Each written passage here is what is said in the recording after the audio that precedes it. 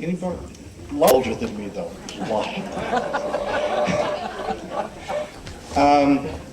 Consortium, though, has just played a wonderful part in my career. Oftentimes, I try to kind of start the year off by giving a little PowerPoint or slideshow or something, and I had the neatest one ready for you. This is what happened.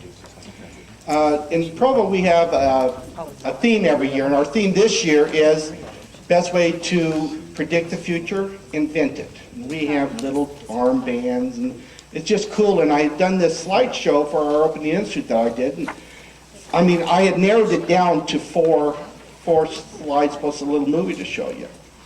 And I had put it on a flash drive, okay? So as I left my office, I picked up the flash drive. Well, last night I put it in to look at it. Well, I have like 3 flash drives on my desk. And this one is the budget for Provo School District for this year. So, can we go through that?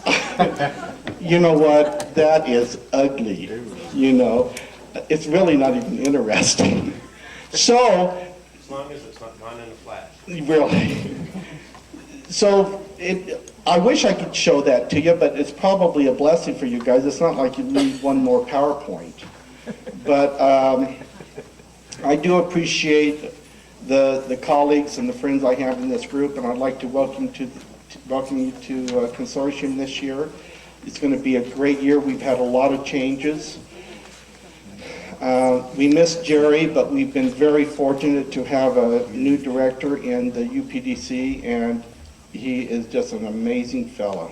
And all of you are going to grow to know him and love him a great deal. And he will help us grow also. And with that, I would like to turn the time over to Mark. Thanks, everybody. A couple of things. First of all, let me tell you that I've known Jerry Christians for a long time, and I have a lot of appreciation for him now that I'm doing his old job. So wherever you are, Jerry, thanks a lot. Here's a sign-in sheet for Consortium we're going to start sending around. If there's some errors on this, would you just change them, and that way we'll have all the latest information, and hopefully that we can get you some credit so you'll be highly qualified educators or something like that. A little bit about me, in case you're wondering who is this guy. I joined the UPDC on July 1st. I was telling the CSPD leadership board that I haven't had this suit on for a while. And 3 months ago I was principal of a Title I school, and I was happy to see this morning that school's name's not in the Tribune. School I was at, Midvale Elementary, made AYP. So I spent, I was working with kids and teachers and special ed kids and ESL kids and quadrant 1, 2, 3, and 4 parents and quadrant 1, 2, 3, and 4 teachers. And so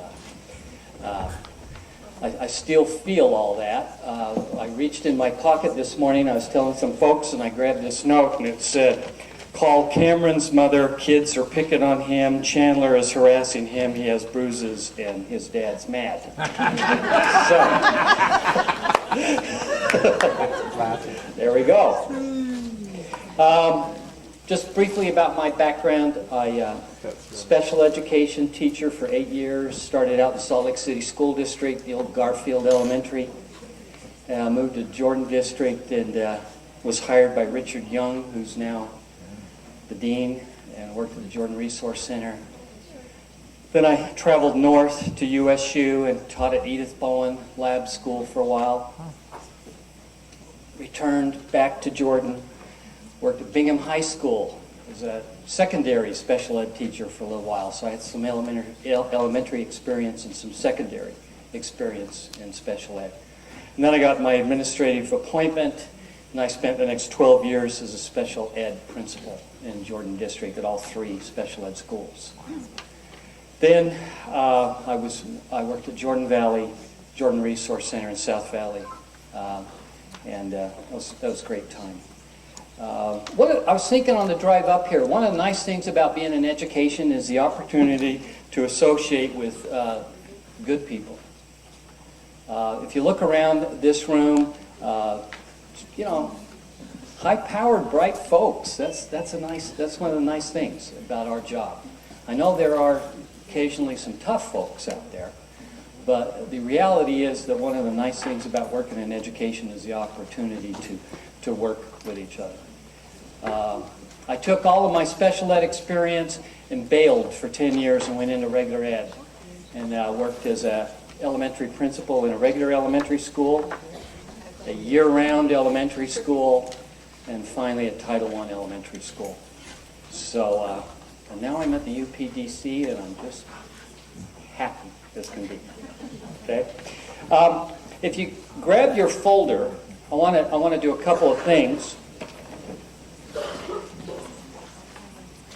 First thing in here I want to do is you should have a sheet that says tentative draft number 4 staff districts for 0506. Looks like this.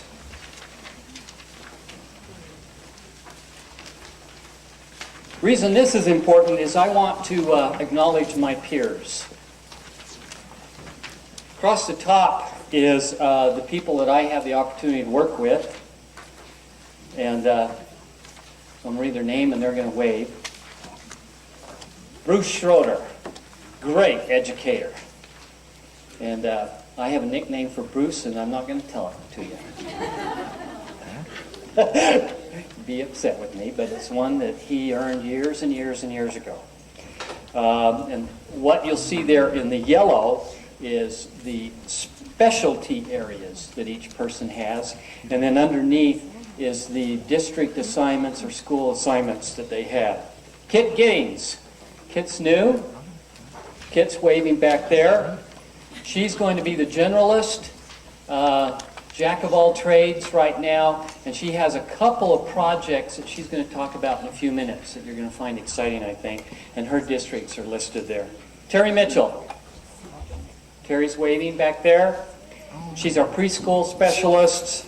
Her districts are listed. Michael Herbert, the man in black.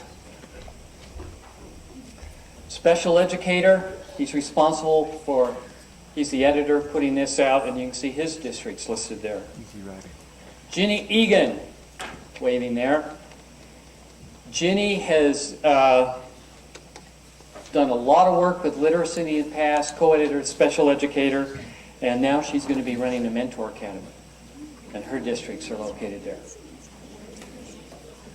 Julie Moots, UBI and math. When we met as a USOE UPDC group in June, we came up with 3 goals, and we'll talk about them more in a minute. But, well, I'll tell you. Literacy, numeracy, and IDEA. And Julie's job will be to help us with the goal number 2, numeracy. Siraj, Dr. Sayal. What a nice guy Siraj is. ELL Goldview, he's working at Mentor Academy, and he does a lot of work with IEPs, and his districts are listed there. Holly Pedersen, you all know Holly, UBI, her district's listed. Amber Landward joined the same day I did. She will be doing a lot of the work, at least from the UPTC end in literacy, and her districts are listed there. Connie Neek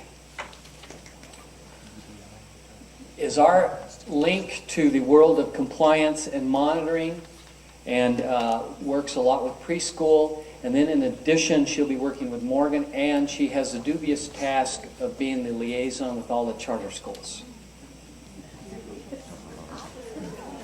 Okay? Moi, I'll be trying to lead this group of talented folks. Dan Morgan, Dr. Morgan, back there. New teachers, induction, and he's also going to help us a lot with our evaluation piece, and he'll be our liaison with higher ed. Tommy, my secret weapon. We met Tom yesterday, technology. Lloydine, she's not here, I don't believe. Database technology. And finally, one more person, and if y'all have had a secretary, which I know you've all had, you know how important they are, Cheryl Smith. And I don't know if she gets enough recognition. That's what that puppy is, okay? Anyway, it's nice to work with these folks. Years ago, when I was in the Principals Academy, the old one, I used to have about 15 years ago, I was told one of the ways to be happy and healthy is associate with happy, healthy people. So that's sort of nice. As I've been looking at consortium, I've decided that maybe the way to organize this thing and to keep the energy flowing in the right direction would be to look at what we try to do with the Utah Mentor Academy. And we're all here together for about 3 hours, 5 times a year. And when you look at what the skills are of the Utah Mentor Academy, bottom line is knowledge, right? Knowledge base. So hopefully what we can do in consortium during the year is work on some knowledge and share. For that reason, in your folder, I put 2 articles in there on literacy. And you can look at them real briefly, and maybe they're not new to you. Al Hoffmeister first shared this with me this summer at the trainings. Jumpstart training we did in Davis District. 10 myths. And then the other one is the executive summary, and that, if you'll turn the page over and look at it, is what should be happening. If you'll read that sentence, I don't have my copy here, but the issue is with secondary schools. And one of the issues that I keep hearing over and over again is that literacy, particularly in the area of secondary schools, has got a lot of people scratching their heads. So that hopefully those will be useful to you, and you can share them. And that's the first sentence on the second page of the executive summary says, this report delineates 15 elements aimed at improving middle and high school literacy achievement right now. So hopefully in terms of our mentor skills and the knowledge base, those 2 articles will help you. The other mentor skills, interpersonal skills, modeling, collaboration, and facilitation. Hopefully we'll be able to do that during this consortium meeting during the year, and we're going to try and structure that so it's a more interactive meeting, and maybe we're going to talk about some cutting-edge issues during the year, okay? Couple more things I want to do as we go through this folder. This is a very important document that I put this in here. This is the Utah Personnel Development Center core values. Hopefully this is another document that's not new to you, but this is what it is we're supposed to do. We serve districts and agencies in providing a comprehensive system of personnel development that facilitates positive outcome for students with disabilities. Second, we provide support and advocate for educators and other professionals to meet the needs of students with disabilities. Third, we identify research-validated information about educational practices that we translate to meet the needs of students with disabilities. Fourth, we are a learning organization that continually strives to evaluate and enhance our practice. 5, we value collaboration with other agencies and organizations that supports positive outcomes for students with disabilities. And 6, we actively support each other in the UPDC through collaboration, teaming, and mutual trust. Now, when I arrived at the UPDC, I had some ideas about what it is we should do. And then as I was moving my stuff around there, I saw this thing framed on the wall, already in a nice metal frame with glass in front of it, and I went, voila! They've already done all the legwork, and so I didn't have to change a thing. I think it's a great piece of work. Whoever put this together, my hat off to you guys. You did a nice job. And hopefully, as we work during the year, and believe it or not, we're going to ask for your feedback on consortium meetings and evaluate us. You'll tell us how we're doing on that. Okay? Now, UPDC has 3 main goals this year. First goal is to do this. Okay? Work on the core values. Our second goal will be to work toward the three goals that were identified at the USOE UPDC meeting, which is literacy, numeracy, and IDEA. We'll try to target those three things this year. And the third big goal is we're going to evaluate what we're doing. Is it making any difference? Is it improving student outcomes? And so at the EdLock conference, you had the opportunity to fill out a survey on the special educator. We got about 1,000 people there. We got 350 surveys back. We're putting those on an Excel base, and we'll start looking at, is the special educator helping your practice? So we'll be looking at the big, what are we doing? Is it making any difference? And Dr. Morgan is helping us a lot with that evaluation. So those are the big things that we're doing. Okay? I just want to continue a little bit right now with what's in this folder, and then we're going to shift gears here. Consortium schedule for the year. You got that?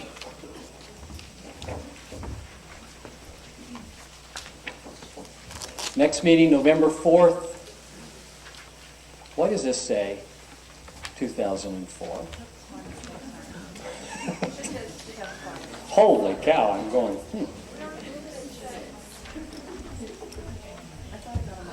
Okay. Cheryl's goof. We'll fix that for you. Okay? On the web, UPDC web calendar. One of the issues was you're doubling and tripling and scheduling conferences all during the same time. When June and July, when we were doing all those conferences, and the three-tier conference was out there, and the Utah State Interventions Conference was going on, and the Para-Educator Conference, I believe. One of the reasons that happened was we failed to look at the web event calendar. If you are scheduling a big project in your district that you want a lot of people to attend, and you want to avoid conflicts in the schedule, would you please access the web event calendar? UPDC, click on there, and you can see the big things for the whole year. And hopefully that'll make it so we're not all trying to do the same thing during the same week. Okay?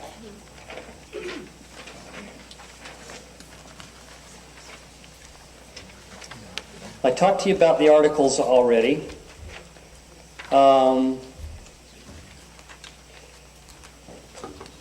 District grants and funding opportunities.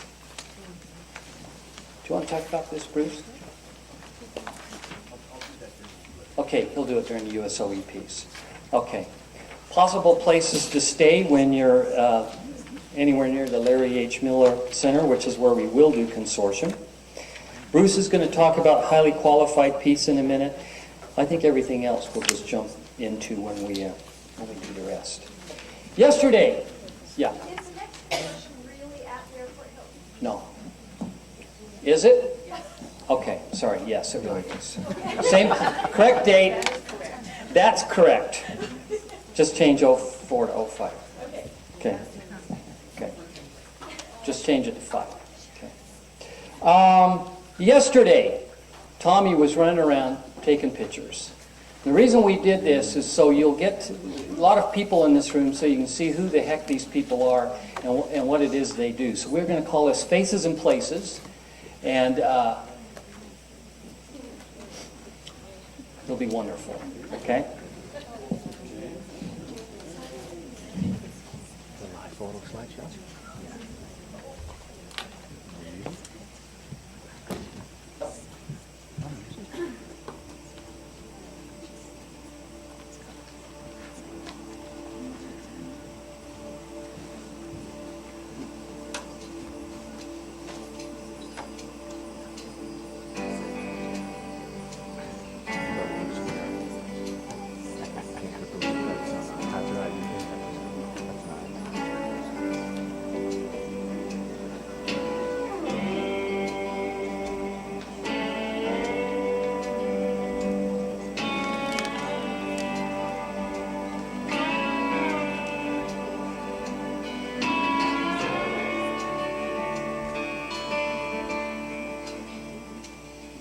A dream is like a river, ever changing as it flows, and the dreamer's just a vessel that must follow where it goes, trying to learn from what's behind you, and never knowing what's in store makes each day a constant battle just to stay between the shore.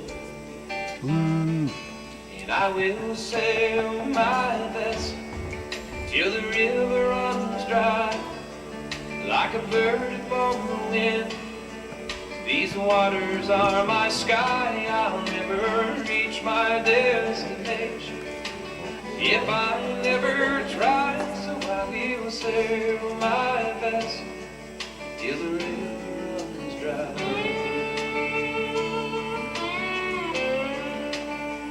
Too many times we stand aside and let the water slip away to what we put off till tomorrow has now become today. So don't you sit upon the shoreline and say you're satisfied. Choose to chance the rapids and dare to dance the tide.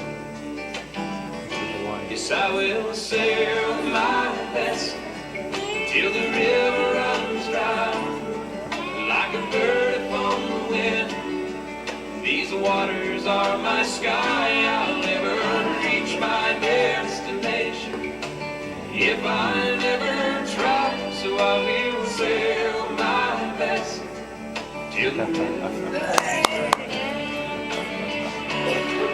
There's bound to be rough waters, and I know I'll take some falls.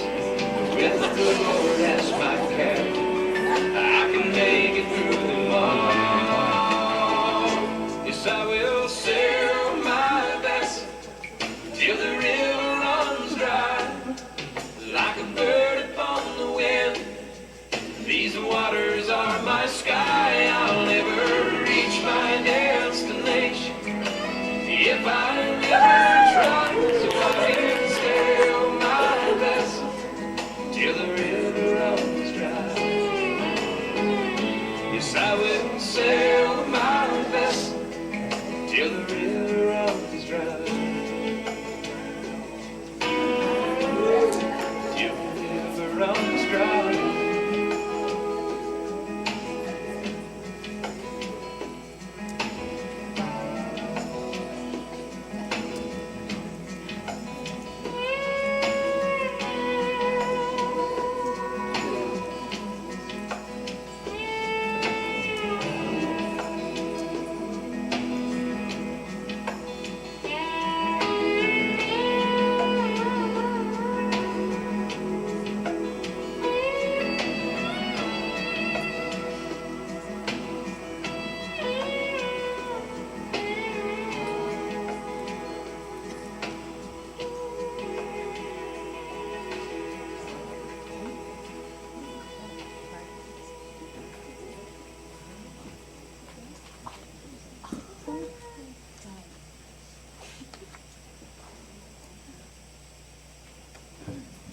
Give yourself a round of applause.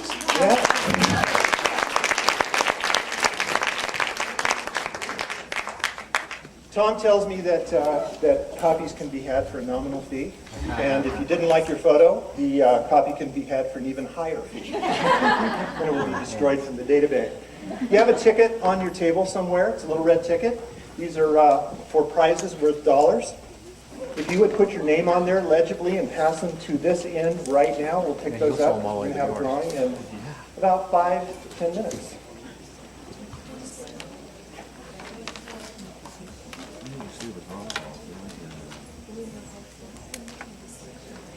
Okay, you've read this book. You can't live in Utah and not have had access to this book, 7 Habits of Highly Effective People. And these, have you seen these? And these? Boy, what a gold mine. And how about that? That's a true Google search. That's how many entries there really are for 7 habits. There are 7 habits of highly unsuccessful business people. There are 7 habits of highly successful waste management programs. It goes on and on and on. Have you seen this one, though?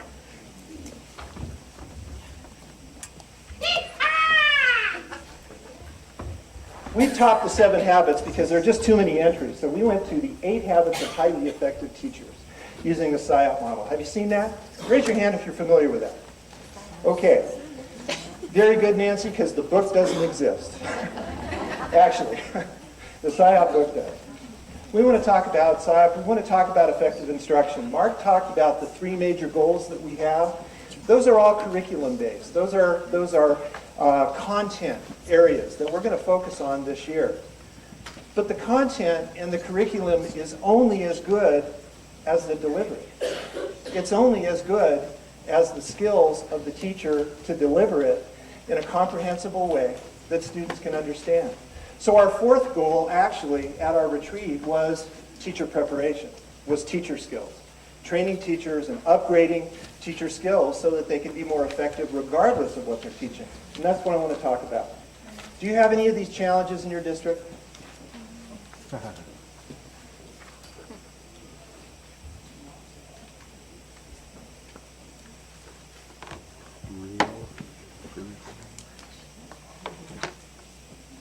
If you have any of those challenges in your district, or multiple challenges, or all of the above, you might want to pay attention to what Dr. Sayal is going to talk about in a little bit, because we have something open for you.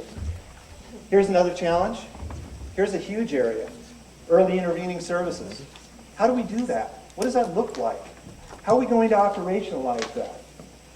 Coordinated early intervening services. Coordinated early intervening services. And here's the second part of it. It's very explicit within the law that they want us to be addressing disproportionality. And they want us to do it up front in a proactive way. Now, some of you have had the great, wonderful opportunity of having the Office of Civil Rights visit your district a number of years ago. And I bet you that if we asked or polled anyone who has had that wonderful opportunity, you would say, oh man, you don't want that. Believe me, these folks are serious, and they come in and they make great demands on us. So in a proactive way, we want to talk about something that we believe very passionately that will address these issues. According to Marzano, here's the research in what works. And the way he's broken it down in his meta-analysis in the past 15, 30 years. And the part that I want to really call your attention to is this part right here. Most effective school, most effective teacher.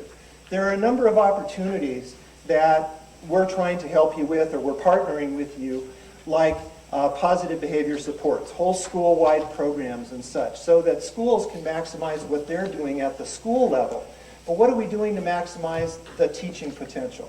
Particularly for those of you who have large numbers of teachers that are coming out and they're working in a 1-year alternative prep program. How are we going to get those teachers up to speed? So this is the piece that we're talking about here. How to maximize the potential of teachers. Do teachers matter? Cumulative effect of all other things being equal, what impact does a teacher have? Most effective teacher, 83%. Least effective teacher, 29%. Everything else being equal, teachers matter. Our teachers matter. And their preparation matters a great deal. It can make the difference between a path or Burger King. Put on your parent hat for a second. Which teacher do you want for your child? Which teacher? Which school? That's what we're talking about. We're talking about what we want for our own children, we should be wanting for every child in our district. And I know that you do. Possible solutions. Invest in teachers. Teaching is a rocket science. Teaching really is a complex set of activities. We're not born as teachers, and even if we are born teachers, someone says, you're a great teacher, Suraj. He can also improve by good teacher preparation, access to good teaching strategies. Teaching evaluation is not rocket science as long as the behaviors of the teacher are observable, measurable, and coachable. Observable, measurable, and coachable. 8 habits. Here are 8 habits of highly effective teachers. All of these things must take place. If one of them is missing, the potential of the teacher is just not as strong. It's not at that 83% anymore. And these happen to be the 8 habits of something called SIOP. Now, the set of strategies, these 8 effective strategies, are essential for students with ELL differences, not ELL problems, but ELL differences. Students with specific learning disabilities, as high as 80% of this population of students who have been diagnosed or qualified as having specific learning disabilities have language-based problems, language-based disabilities. It's in the law, it's in the definition, and it's still in the definition of IDEA 2004. A specific learning disability is a disorder in one or more basic psychological processes involving language. That's the definition. It always has been since the 70s. It continues to be the same definition. Also, we know that students who come to us with low socioeconomic status, background, who are on free and reduced lunch, there's a very strong link to students who don't have the background information. They don't have the vocabulary. They don't have the knowledge base. So what do all these students have in common? They have the need to differentiate instruction with language. With language. And so language is the key to working with all of these teachers. Excuse me, all these teachers, all of these students. The SIOP protocol. Dr. Sayal. Now I have to tell you that Dr. Sayal and I don't see eye to eye in everything. Michael, you step down for me? Sure. Now we do. But now we do. Now, I hope all of you turned in your little red tag, that little red ticket. Have you all have a chance to do that? Great, thank you, Terry. Okay. I feel like I need a dressing room and change room. Okay, here we go. Thank you, Michael. One thing we want to bring to your attention is Michael and I work very closely with Catherine Whittakin at the State Office of Education in the Alternative Language Services Department. It's really made a big difference to us to work in a cohort that way and collaborate. Last year we held a conference at the Program Marriott working together. As a result of that conference and the dialogues that we've had throughout the past 2 years actually, we are investing, we feel it's very important that we invest in teachers who are on the front lines working with students with differences in their learning as well as disabilities. And so the SIOP protocol stands for Sheltered Instructional Observational Protocol. You have a handout of that was part of the drive-by. Okay? It's like brass by. Oh, it's entitled More Students Doing Better Work. That's the handout. Thank you, Holly, for the prompt. Now, the reason we chose this protocol and this tool is really what it is, the tool, because we feel like the critical thing is the content that these students have is important. And these students that have these language differences and language disabilities, their challenge so much is not their ability to think as it is their ability to articulate their thinking. And so teachers need to be empowered to help them articulate that thinking. And the way the SIOP works, it's a protocol or behaviors, teacher behaviors that are observable, measurable, and coachable. And that's what we like about it, because it's very teacher-friendly. What you're going to discover, and I know that many of your teachers already from your districts are coming to our conference next week.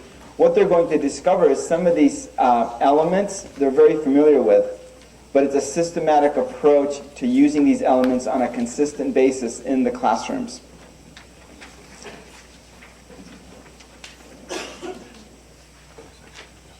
Also, as a part of this handout, More Students Doing Better Work, we've included a sample of what that protocol looks like. This one's actually on preparation, and if you take a look at that, you notice there are 5 elements in preparation. And so what would happen is if I was in a school, I would be trained on how to incorporate and how to implement these elements in my classroom on a regular basis. That would be what I would be doing as a teacher. My principal, for example, Mark Riding, then would come in, or perhaps a coach, Holly Pedersen, would come in, and we would have a pre-conference, and we would talk about How am I doing in my preparation? How am I doing in posting and talking about my content and language objectives? How am I doing in using supplementary aids in my teaching? Holly or Mark would be there. They would look at this protocol and they would just look and see, does this happen in my classroom? That would be the observation piece. After the observation happens, I would have a post-conference with them and we talk about how I did, where do I need to improve. But the whole idea is I'm being coached and I'm being supported by my colleagues and by administration. So again, the 8 habits of highly effective teachers using the SIOP model. The conference that we have is next week. It's entitled More Students Doing Better Work, September 22nd and 23rd at the Provo Marriott. We have 3 different strands. We have a teacher strand, a coaching strand, and an administration strand.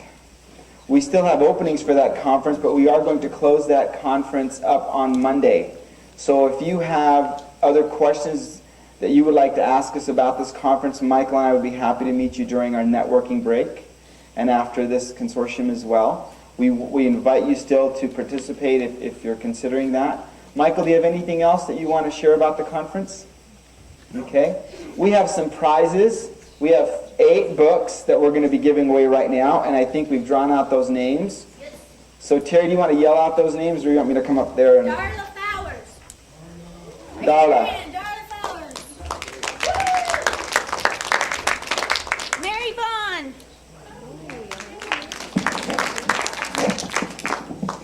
Jackie Harris.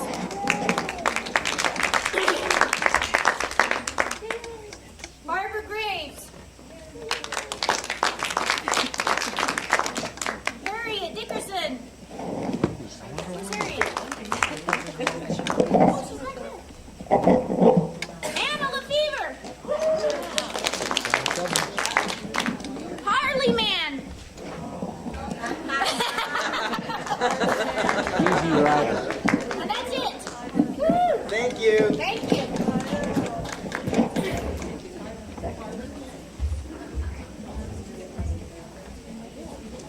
Okay, I can go now.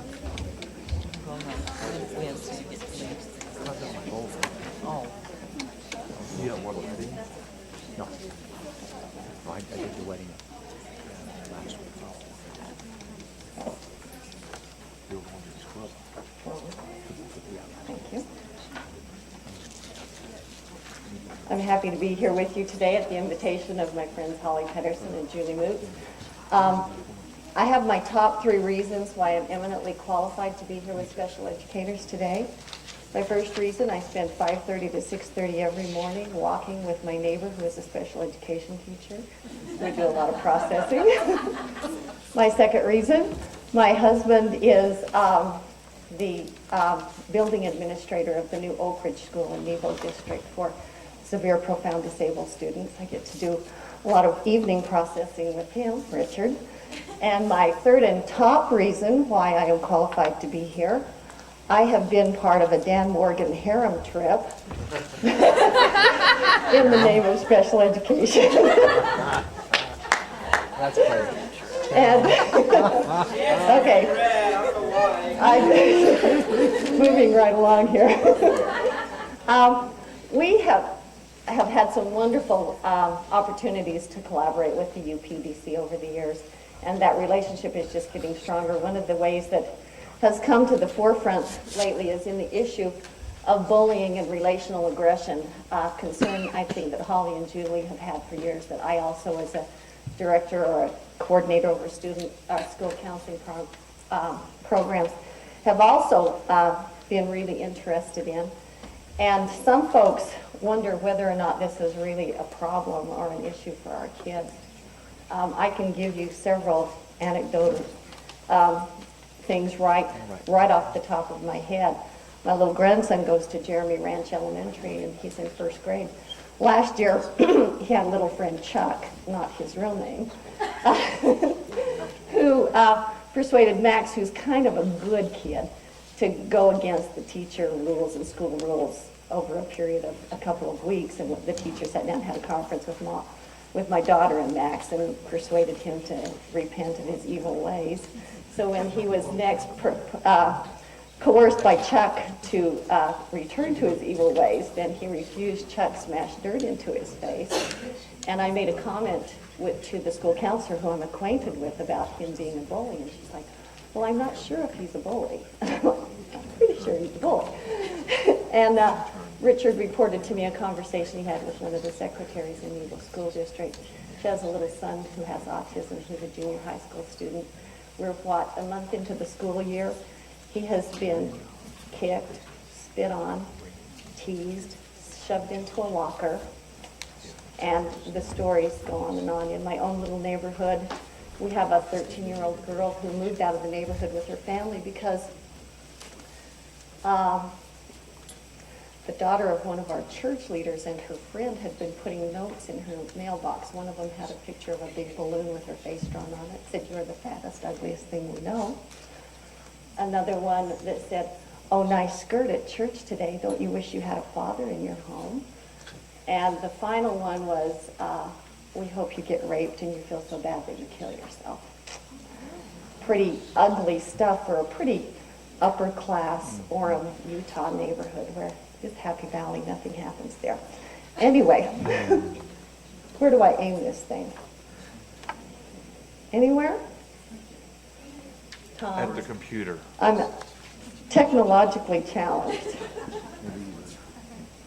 We're changing the wrong screen. All righty. You think? How about if I just do the arrows? There we go.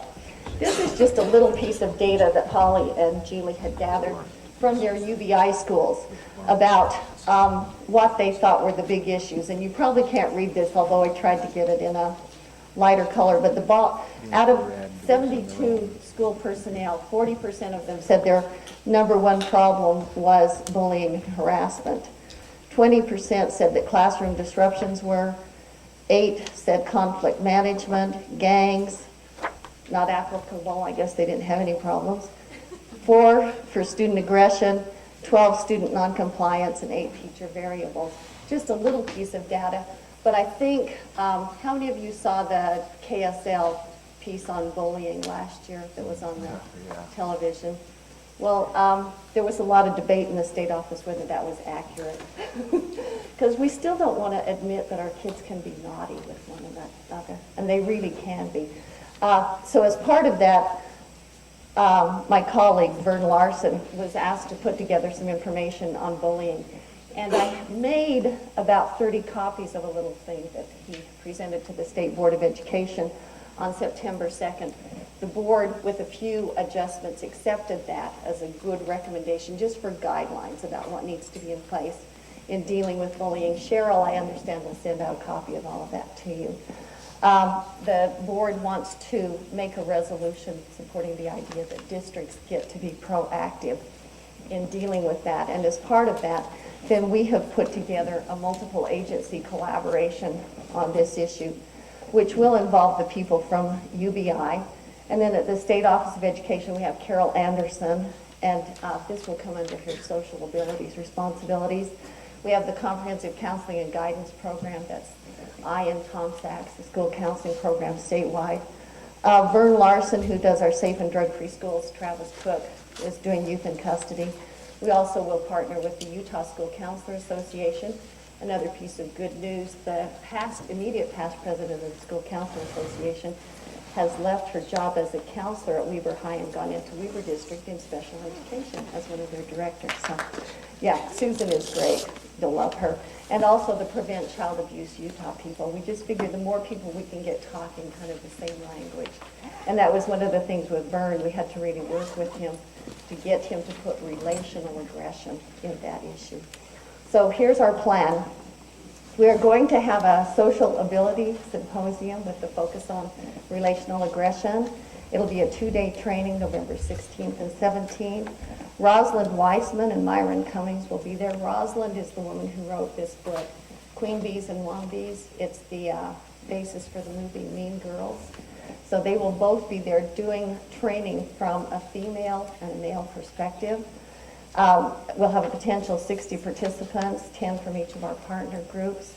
And the folks that complete that 2-day training will have a certificate to implement the ONEO curriculum, which will be provided to them as part of the training. So anyway, we're excited about that, and I believe that's all I have to say about that. Oh, Holly says in your packets you do have an application for that, the Empower. It's on, I believe that color is called Buff. I believe it is called Buff. And thank you all.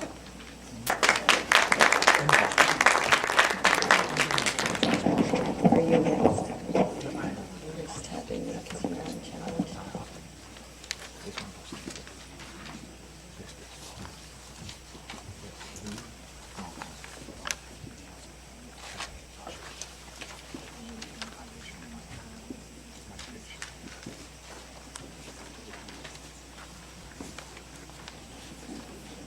This is the USOE part of the agenda, and I think that most of you who were here yesterday, the USOE had a lot of information to share. And so today it's going to be brief. Over the last few days, you're getting lots of information, so we're trying to look at ways to help you manage that. In your folder, when Mark was going through the browse by, there was a blue sheet with district grants and funding opportunities. Just want to make sure you are aware of these and when the deadlines are. These are for money that's available for certain specific areas, for example, literacy, induction, conference co-sponsorships, and the Council for Exceptional Children, which you got the budget sheet for that yesterday, and we'll talk more about that in a minute. And then looking ahead to next year, but the timelines come up in December, so we wanted you to be aware of those too. That's the money that's available. On highly qualified teachers, I've had the opportunity this week to talk to the Title I directors about the issues with special education and highly qualified. I've talked with the special ed directors yesterday. After that, I went down and talked with the personnel, the HR directors, and I think that over that time, I've boiled it all down into a little video clip that will share everything your teachers need to know. Ready?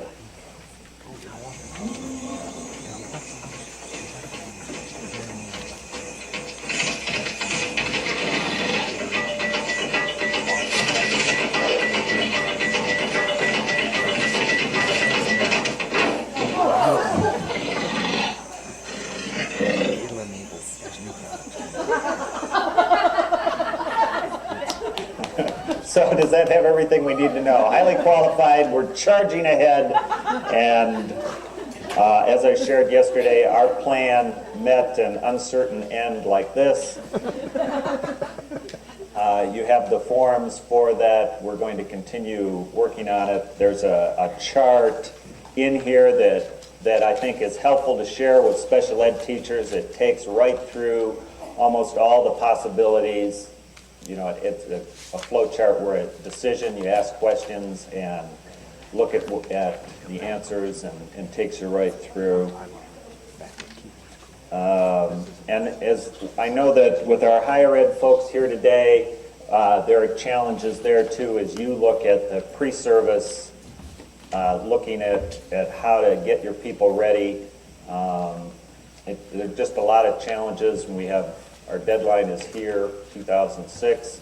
As a state, we'll just continue to work on this and show progress as we report to the feds that we're getting more teachers highly qualified. Bruce? Peggy. What was the reaction of the HR people yesterday when you presented?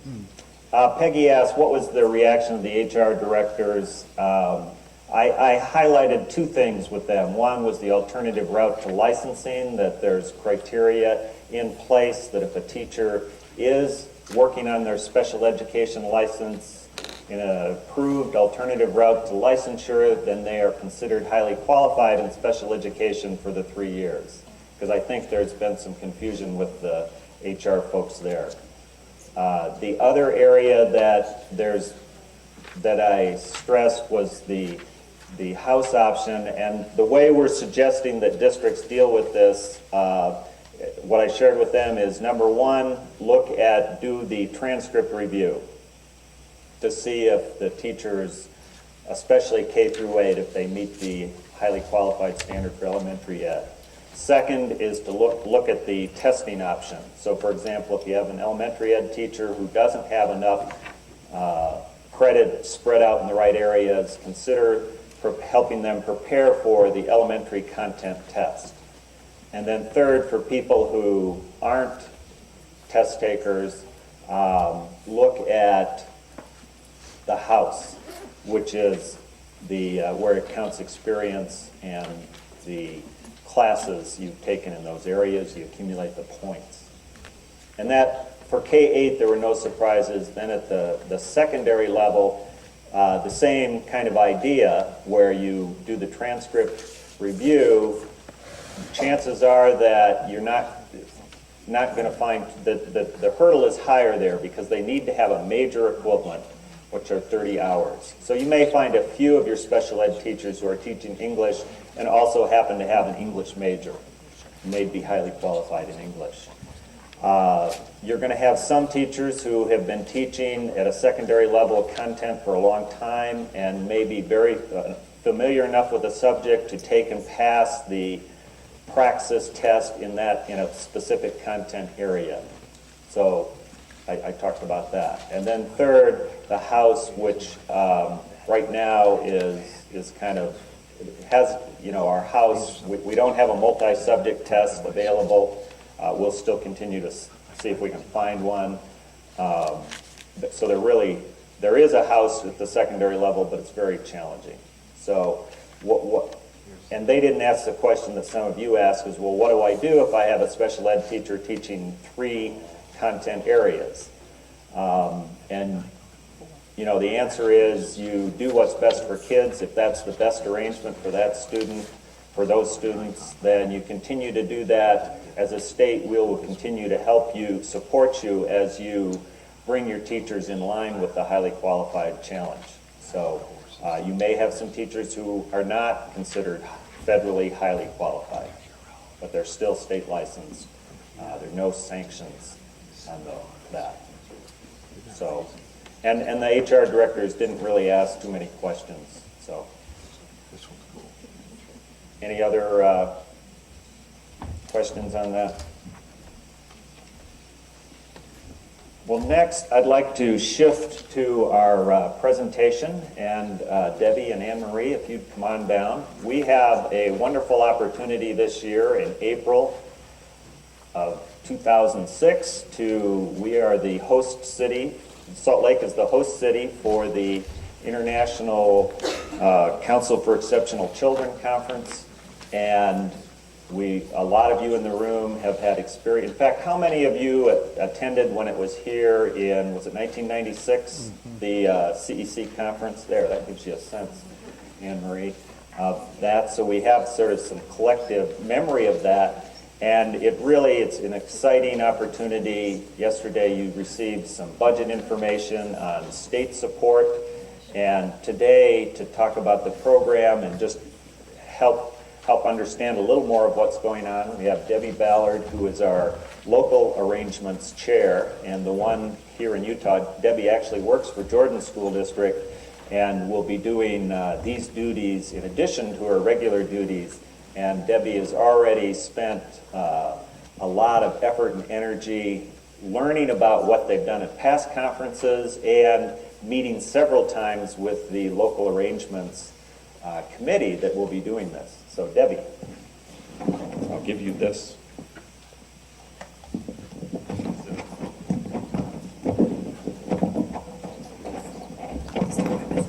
All right, I just want to say that, first thing I want to say is that I am going to need all of you. I cannot do this by myself. And I know that those of you who have done this in the past, you may be running and saying, what is she thinking? Why would she do this?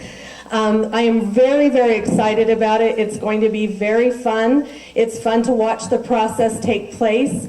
Many of the people that work on your staffs have volunteered their time over the summer and over the last 4 years as we began planning this process. As it just isn't something that we do overnight. So we've been doing this for about 4 years, getting ready for this to take place.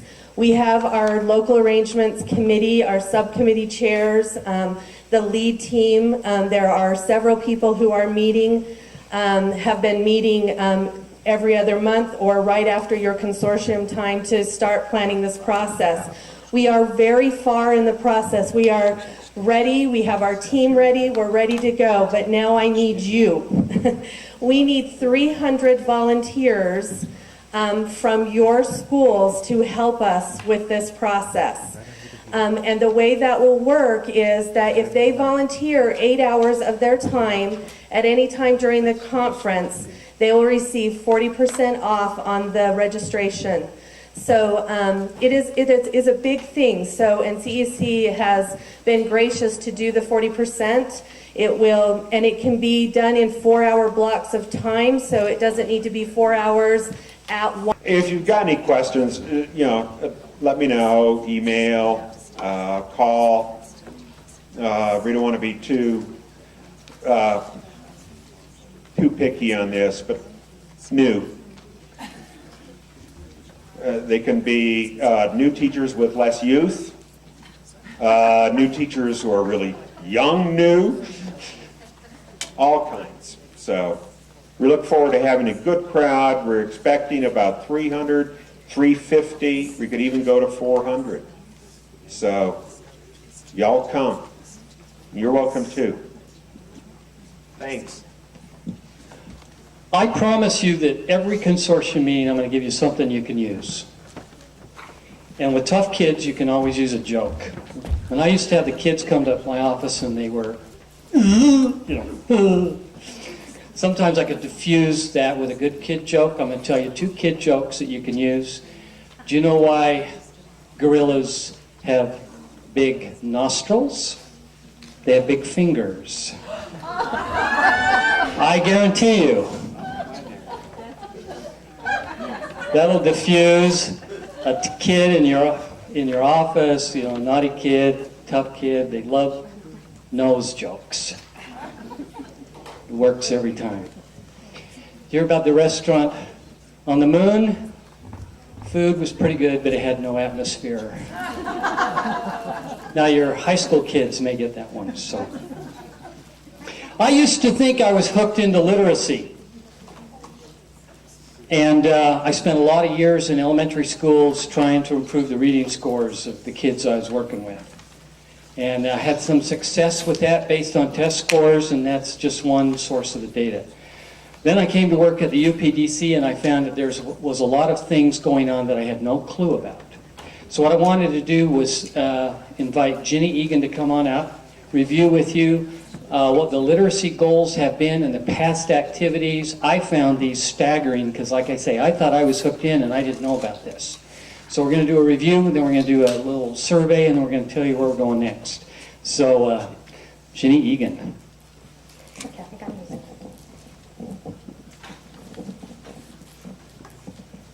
And one of our challenges is that general ed and special ed do their own thing, as you all know.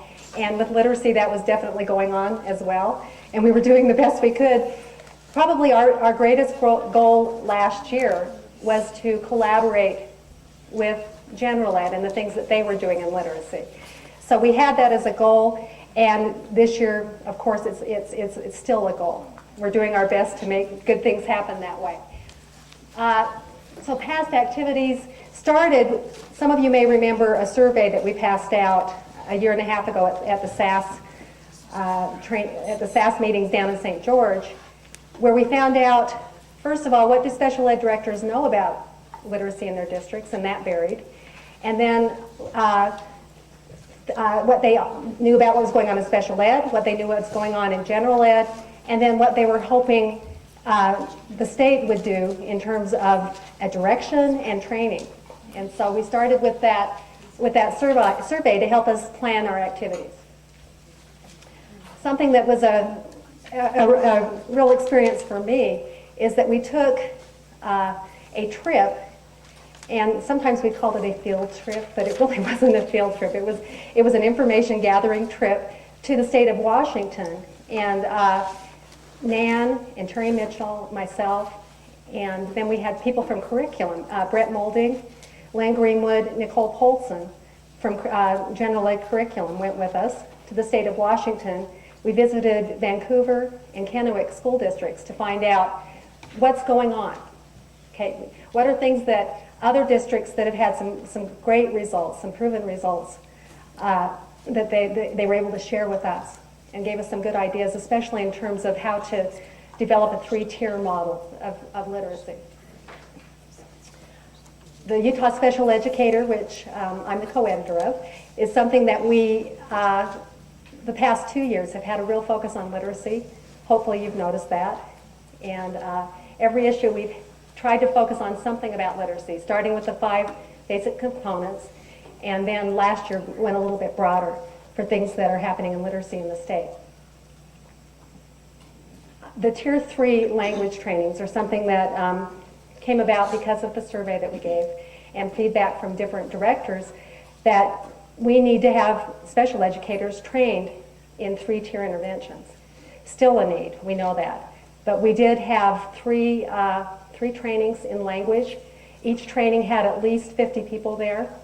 And so a number of your teachers were trained in an excellent program, a comprehensive language program. We had the Progress Monitoring Symposium, which I need to thank Holly for really pushing us in this direction. The progress monitoring is something that if teachers need to know if their students are making progress in reading and in other subjects as well. Progress monitoring is how you do it. People are not trained in how to do it, and so we had a symposium where we talked about Dibbles and Ames Web, and we'll continue doing that this year, having progress monitoring as a focus. The conferences, the instructional practices and targeted intervention conferences, were our effort to really reach general educators in what are good practices to help students with disabilities in general ed classrooms succeed. And we had elementary and secondary sessions at these conferences, which very good feedback, and our evaluations were very positive from these conferences. Some of you may have received a literacy grant.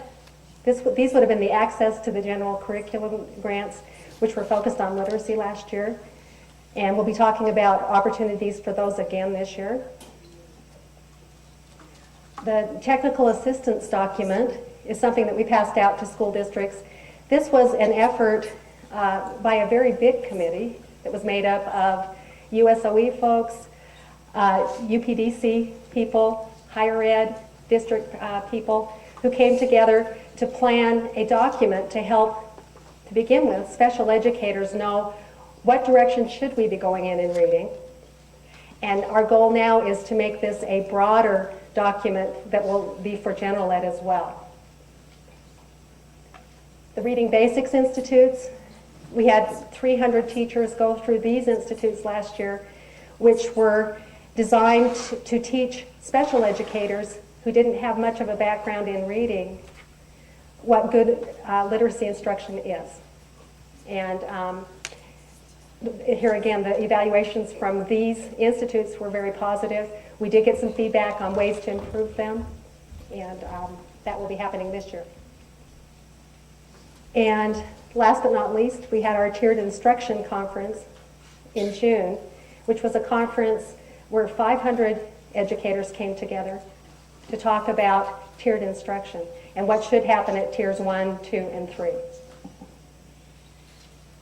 Well, I guess that wasn't the last thing. The other thing that we helped support and have supported the last 2 years are the reading academies that were through Reading First. Academies trained, first of all, for K-1 teachers, and then this last summer for teachers in grades 2 and 3.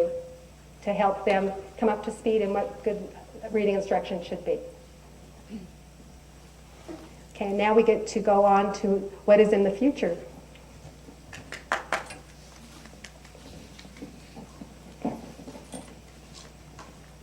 All right, here's where we're going, I think.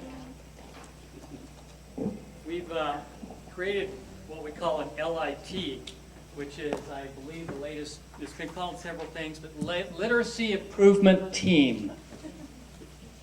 In an effort to improve the outcomes of struggling readers, we will. And as we talked at our meetings in July, we decided that really what we want to focus on is improved student outcomes.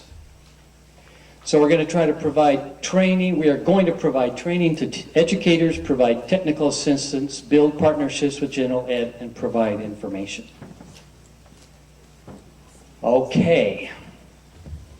We're going to do the reading survey again. Right now. Is this today? Yeah. And Tommy's going to show you how to vote. Okay. And it's anonymous.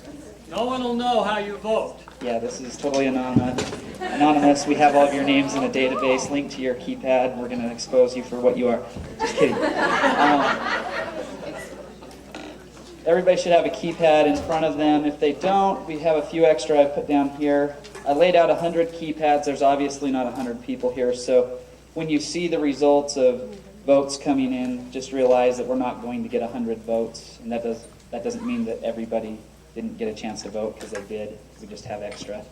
So they're pretty simple. If you know how to operate a television remote, you have to point it and shoot at the nearest beacon. These 4 beacons right here will receive your vote, and make sure that you actually point it at the top part there. One other warning about voting is also it's very simple to put your finger in front of the little infrared dial there, and then you don't really vote. You can push it as much as you want with your finger over it, and it's not going to register as a vote. So one other word of advice, if you're kind of on the ends, press firmly on the button, make sure you have a good shot at it, and you might want to do it 2 or 3 times if you're kind of far away from the receivers. And without further ado, let's begin, and I'll let Mark go ahead and moderate this one.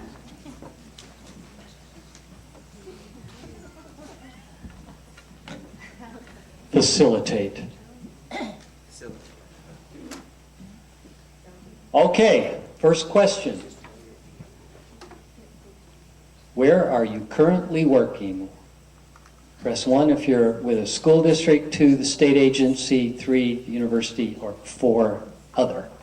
This is the time remaining.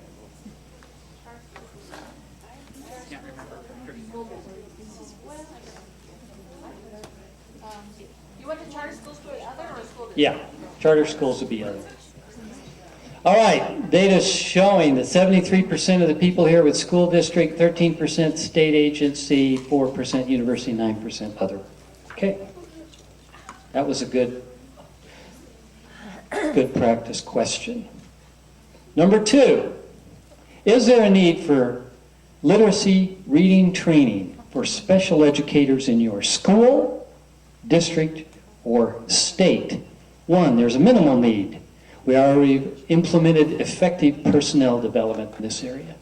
Some need. We would like some assistance to improve what we're already doing. 3, moderate need. We've implemented a few things but need more intensive help. And 4, substantial need. We would like substantial assistance to develop effective training in this area. Vote 1, 2, 3, or 4.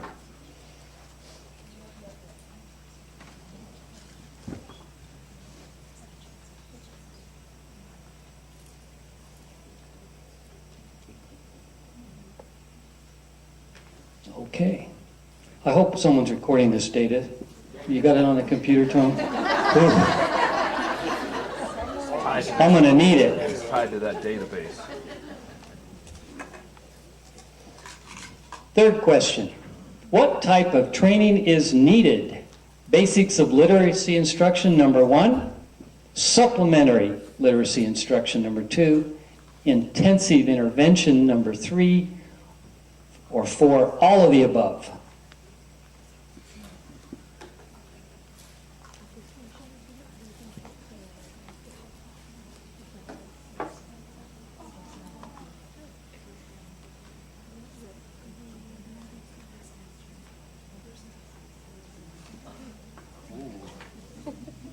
Okay. You like this? Immediate feedback. You kind of see where the group is, interactive, and you can do it with the secrecy of your own clicker. Next, how satisfied are you with the personnel development training the teachers in your school, district, or work setting are receiving in improving the student outcomes of struggling readers? 1, I'm very satisfied with the student outcome data. 2, somewhat satisfied. 3, somewhat dissatisfied. Or 4, I'm very dissatisfied. We need significant improvement in the area of student outcome data.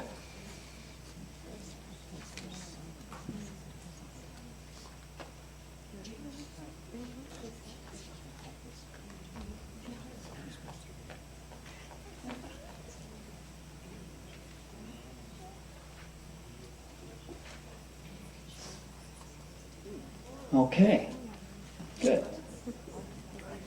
We need work and everything, and we're somewhat satisfied. All right, next question.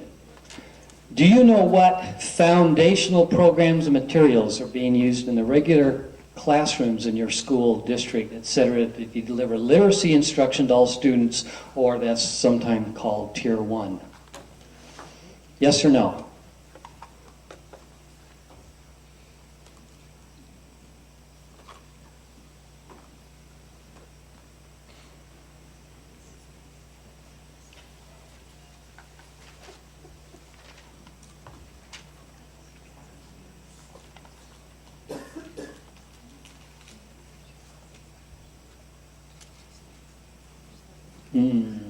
Okay, 2 to 1. All right. Do you know what supplementary programs and materials are being used in your district, etc., school to deliver additional literacy instruction for struggling readers, Tier 2?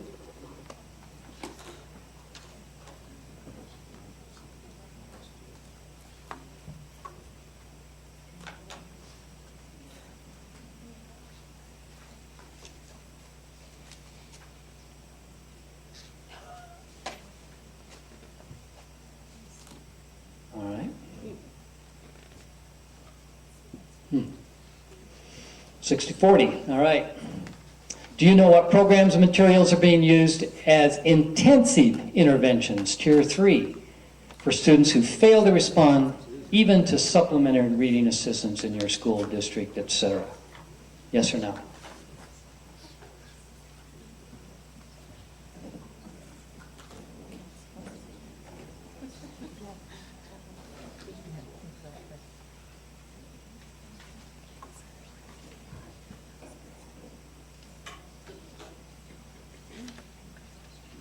All right. A little better, I guess, depending on your definition of better. Next question. Are you satisfied with the student outcome data that the students in your school, district, etc. have achieved in the area of literacy? Yes. Yes or no?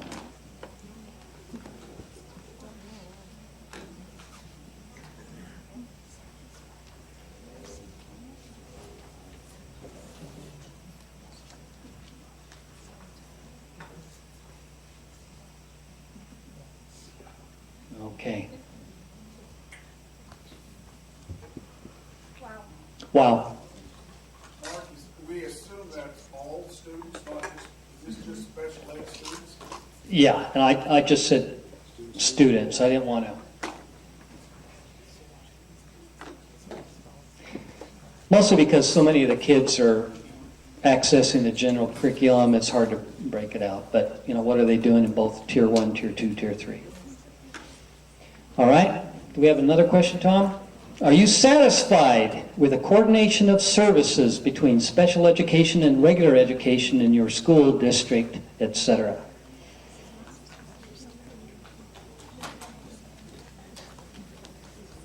About reading? About Yeah, in the area of literacy.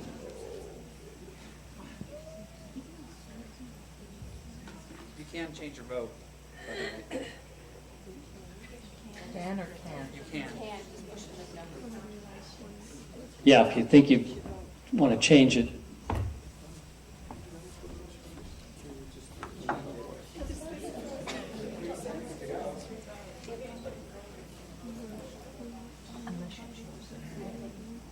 Woo. All right. Looks like we need to do a little work there. Okay. All right, there we go. We're going to use that data to do some planning. And you haven't seen this survey for the last time, as we will revisit this, and hopefully we'll see some incremental change in the numbers in the future. What I want to do now is we're going to have 3 people talk to you about what the efforts will be in the future to deal with some of those survey item issues. Janet Gibbs is going to start. She's the new reading guru at the State Office of Education. That's her official title. She's got a card that says Reading Guru on it. And she's up.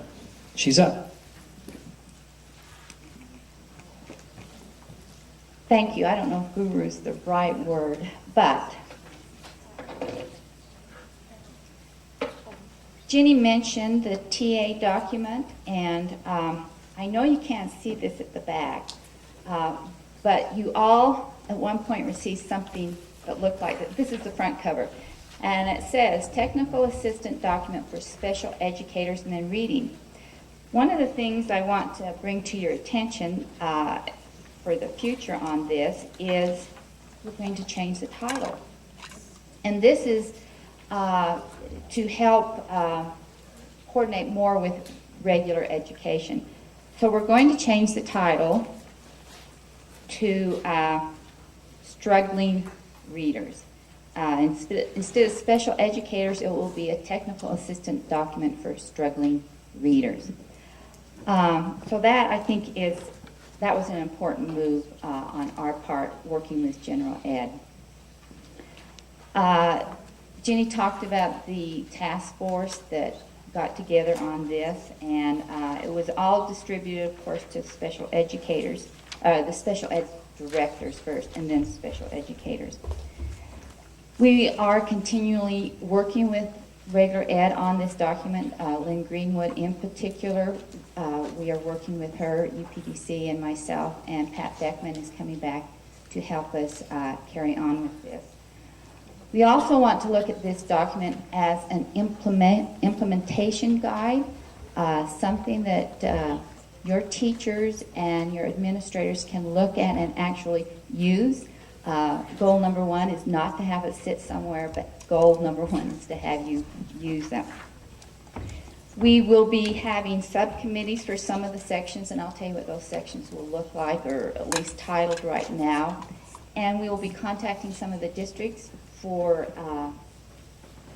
resource people who could help us in some of these areas. So you get a little email from Amber or myself or Lynn asking for some people to help you. I hope that you will provide those names to us. So the specific, some of the specific examples that will, or items that will be going into this implementation guide will be intervention strategies, some templates for progress monitoring, some forms, some examples of forms that a teacher may want to use, examples of the tier structures 1, 2, and 3. We are looking at keeping it teacher-friendly, user-friendly. And there will be an administrator section. We're looking at a section for administrators to help administrators understand how important intensive instruction is in reading. I already talked about it'll be broken down tier 1, tier 2, tier 3. So if your school's tier 1 is on its way and it looks really good, but you're kind of wondering about tier 2, you can just go right to tier 2 section and go right and use the helps in that section. There will be a glossary and resources, and as we work on this document, try to add other things that we see as useful but not overwhelming to teachers. The assessment, if you remember, there's an assessment section in that TA document. It was at the back, and I want to let you know that that has been updated. The curriculum department updated it, and it's this kind of bound book. You can access this on the state curriculum page. It will let you print it out. It is a refinement of the TA document, the assessment section in the back. They have taken, it looks like, some items out. And this is going to be refined even more. Amber and I will be sitting down with Lynn and her assessment teams and coming up with some additional assessments. Remember, these are suggested and they are all research-based. So that is basically the update on the TA document. Janet, can I add one more thing? Sure. The TA document is geared for K-12 struggling readers. So the framework that was in the previous document that said literacy framework for K through 3, we are also working on changing that to address K-12 issues. Janet, did you tell us when it was going to be out? I can't remember. Oh, I was afraid someone was going to ask that. We are looking for January. Is that too soon? Or earlier? Okay. And one other thing, is there really an S on your last name? Yes, there really is an S on my last name. And there's no S on your last name, right? That's right. Yes, there really is an S on my last name. But people leave it off all the time. They add it to your name, don't they? Yeah, they leave it off mine all the time. Yeah. Any other questions? I thank Amber for bringing that up. We do want to encourage this to be a K-12 program. We just need it to go clear up to 12th grade in the tier instruction. So please don't stop thinking about it at 3rd grade. Okay, collaborate with general education, improve student outcomes for struggling readers. Really, that's pretty much what I've been talking about. But I think if you go to the website, I went to the curriculum website the other day and looked at some of the documents that they had on their website. There's one for principals, and I went into it just real briefly, but it talks about tiered instruction. So general ed is picking up that term and putting it in their documents. I know when Lynn goes out, she talks about tiered instruction. I know the STAR program I talked about yesterday talks about tiered instruction. So general ed is picking up on that. We're going to try and work with general ed and get any conferences or trainings that they have on literacy and have that also put on the UPDC web event calendar so that special educators, when they go in, they can see what's happening with gen ed and special ed and make some decisions on where they want to go for training or where you would like them to go for training. And of course, I will be continuing to work with the curriculum department, attending the meetings and everything that they have. Okay, the Tiered Instruction Conference. Mark these dates in your calendar: June 12th, 13th, 14th, 2006 at the Provo Marriott. Once again, we're going to go into the tiered instruction concept and build on what we did, or what state office did last year, and give more information, a little bit more focused information and we're looking at bringing in some really good keynote speakers. So if you will mark that in your calendar, and we will get further information to you at a later date. Okay, 2005-2006 literacy grants. You have in your folder the literacy grants along with the application and everything. So I'm not going to spend a lot of time on this because you can read exactly what I was going to say, except I do want to bring one piece of information to your attention that I don't believe was in the literacy grant last year. And it has to do with how regular